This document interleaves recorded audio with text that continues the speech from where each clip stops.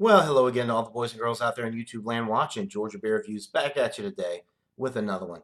And what I'm looking at is the Hurricane High Gravity. This is an InBev brand. It was introduced in 2005. It's 8.1% alcohol by volume. I've had it many times before, although not recently. It used to be available in Alabama, so I would pick up some cans when I lived there.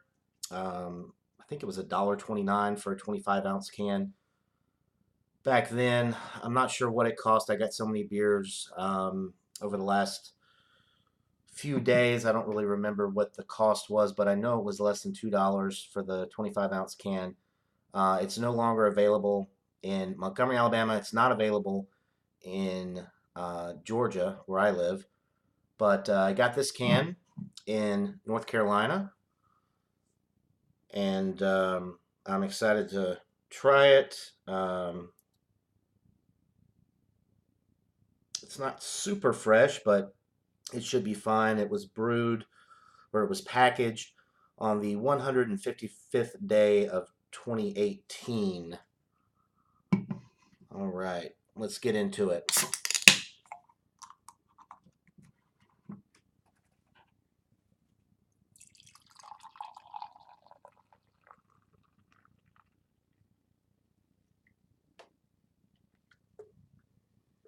All right, there's the pour, guys.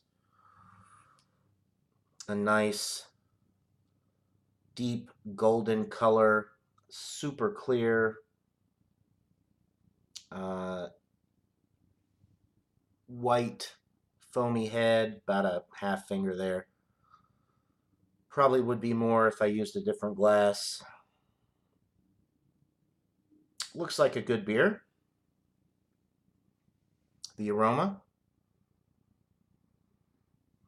very malt forward. Getting some grain, like Ron Ontario always says, like grain husk. Kind of getting that a little bit. Some sweetness,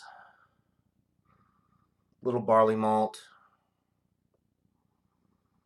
some clean water, no alcohol presence on the aroma at 8.1%. You know, with this type of beer, sometimes you'll pick up the alcohol. I'm not picking it up with this beer. It says on the can, Category 5 is the world's most powerful hurricane. Hurricane High Gravity brings you an equally bold experience. So 8.1%, that's the same as the Still Reserve 8.1. Natty Daddy is 8%. There's a lot of other ones right around 8 to 8.5, so pretty standard for the high gravity malt liquors. So it smells pretty good. There's really not too much going on with the aroma, just some sweetness, some grain, some barley malt. It smells good. So without further ado, let's get into this brew. Cheers, guys.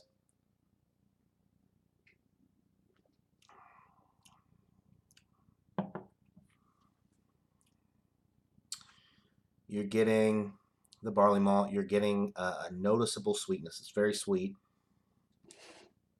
Um, but not cloyingly sweet. No real hop presence that I can detect. The body is medium. It's crisp. It's clean. It is refreshing for an 8.1% beer. Um, Carbonation is light to almost medium. It finishes a little more harsh than other high gravity lagers, um, in the 8% to 8.5 range. Although it's not a harsh beer, but you can detect the alcohol a little bit on the finish, and it's just got a little, it's a little unrefined in that sense, I guess. It's still very enjoyable.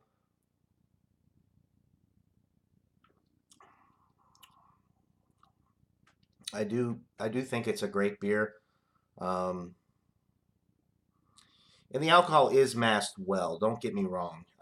But it's just not masked as well as some of the other um, high gravity lagers in this category here around this ABV. But it is very enjoyable.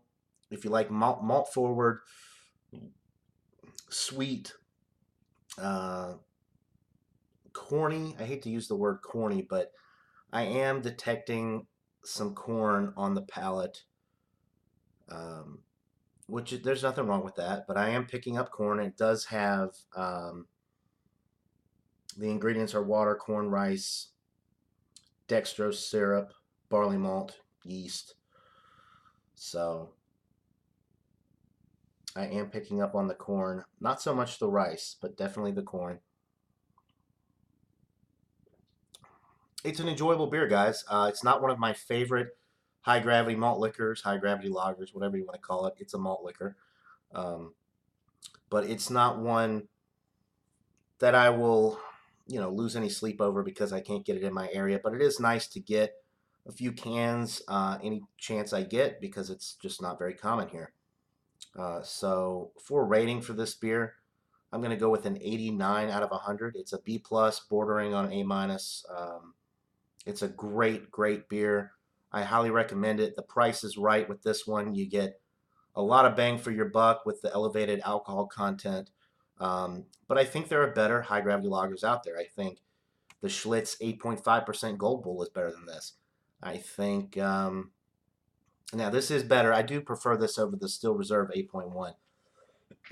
Excuse me. I think the Still Reserve 8.1%, the triple export, and the silver can. I think that they're both a little bit more harsh than this one, and not cloyingly sweet, but more getting towards cloyingly sweet than this one is. Um, so I really enjoy this beer. I'm going to go with 89 out of 100. Like I said, definitely check it out if you're into malt forward beers. Not a lot of hop presence at all. Really no hop bite that I can detect. Um, I like the updated label. You get that extra ounce with the Anheuser-Busch cans like this. So anyway, that'll do it for this beer review. Hope you're all having a great day. And until next time, everybody, cheers.